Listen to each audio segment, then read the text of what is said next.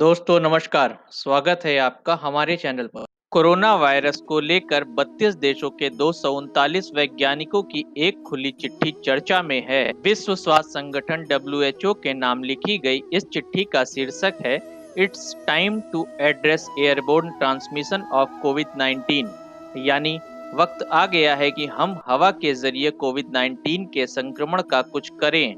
इन वैज्ञानिकों के मुताबिक ऐसे कई सबूत हैं जो बताते हैं कि कोरोना वायरस हवा के जरिए भी फैल सकता है।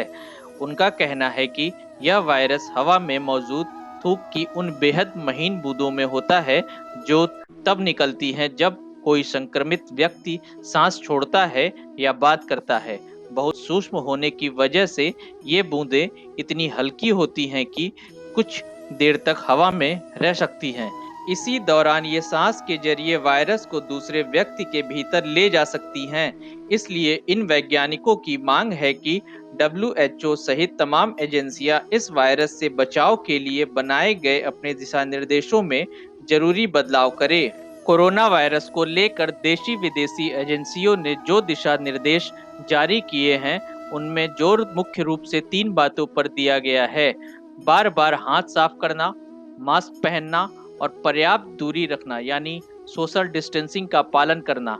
असल में ये एजेंसियां अभी यह नहीं मानती कि यह वायरस हवा के जरिए भी फैल सकता है। लेकिन इन 239 वैज्ञानिकों का कहना है कि हाथ धोना और सोशल डिस्टेंसिंग की सलाह ठीक तो है, लेकिन संक्रमित लोगों द्वारा हवा में छोड़ी गई महीन बूंदों में मौजूद कोरोना वायरस के खिलाफ सुरक्षा के लिए यह पर्याप्त नहीं है। WHO को लिखी गई चिट्ठी में उन्होंने लिखा है, यह समस्या खासकर बंद जगहों पर ज्यादा है, खासकर उन जगहों पर जहां भीड़ हो और हवा के आने जाने की व्यवस्था यानी वेंटिलेशन पर्याप्त न हो। जानकारी के मुताबिक कोविड-19 जैसे श्वसन तंत्र के संक्रमण थूक या बलगम की अलग अलग आकार की बूंदों से फैलते हैं। अगर इन बूंदों का व्यास 5 से 10 माइक्रोन तक होता है तो इन्हें रेस्पिरेटरी ड्रॉपलेट्स कहा जाता है।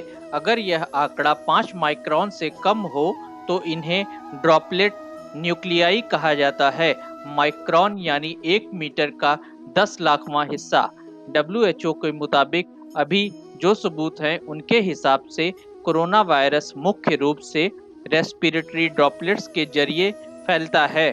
लेकिन इन 239 वैज्ञानिकों का कहना है कि यह सामान्य परिस्थितियों में भी संभव है। उनकी चिट्ठी में कहा गया है कि अध्ययनों से यह बिल्कुल साफ हो चुका है कि सांस छोड़ने, बात करने और खांसने के दौरान निकलने वाली उन बूंदों में भी वायरस मौजूद होते हैं, जो बहुत सूक्ष्म होने के कारण कुछ समय तक हवा में ही रहते हैं।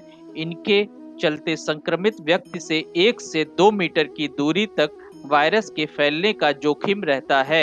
इन वैज्ञानिकों का कहना है कि इस दायरे में मौजूद किसी भी शख्स की सांस के जरिए वायरस उसके शरीर में जा सकता है। बताया जा रहा है कि यह चिट्ठी जल्द ही एक प्रतिष्ठित साइंस जर्नल में प्रकाशित होने वाली है। इन वैज्ञानिकों के मुताबिक अतीत में सार्स या मेर्स जैसे संक्रमणों के बारे में किए गए अध्ययनों में यह भी बात सामने आई थी कि इनके फैलने का मुख्य जरिया हवा हो सकती है। अपनी चिट्ठी में उन्होंने कहा है, ये अध्ययन दिखाते हैं कि इन्हें फैलाने वाला वायरस सांस छोड़ते वक्त पर्याप्त तादाद में बाहर आ सकते हैं। इस पर यकीन करने का हर कारण मौजूद है कि कोविड-19 फैलाने वाला कोरोना वायरस भी इसी तरह बर्ताव करता है और हवा में मौजूद महीन बूंदें भी संक्रमण का एक अहम जरिया है। इन वैज्ञानिकों का कहना है कि सावधानी के सिद्धांत पर चलते हुए हमें कोरोना वायरस संक्रमण के अहम जरिए का ध्यान रखना चाहिए, ताकि इस महामारी की रफ्तार पर लगाम लगाई जा सके। उनके मुताबिक हवा के जरिए संक्रमण न फैले, इसके लिए कई उपाय किए जा सकते हैं। मसलन सभी इमारतों का, खासकर दफ्तरों, स्कूलों, अस्पतालों और बुजुर्गों के लिए बने केंद्रों पर वेंटिलेशन की ऐसी व्यवस्था की जाए जो पर्याप्त और प्रभावी हो। इसमें ध्यान रखा जाए कि हवा का रिसर्कुलेशन यानी भीतर की हवा को फिर से भीतर ही छोड़ देना कम से कम हो और बाहर की साफ हवा अंदर आने की पूरी व्यवस्था हो।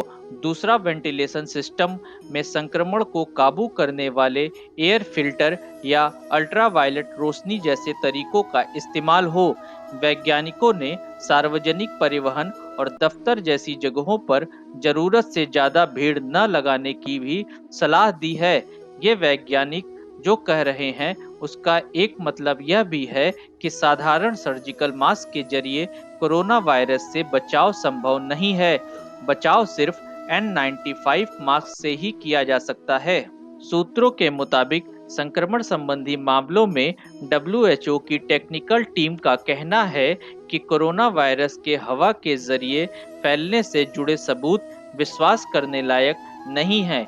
उनका कहना था, खासकर पिछले कुछ महीनों में हमने कई बार कहा है कि हम हवा के जरिए संक्रमण की संभावना से इनकार नहीं कर रहे, लेकिन इसके समर्थन में मजबूत या स्पष्ट सबूत अभी नहीं मिले हैं। दोस्तों, हमारी जानकारी आपको पसंद आई हो तो इसे लाइक करिए और हमारे चैनल को सब्सक्राइब करना ना भूलें। धन्यवाद।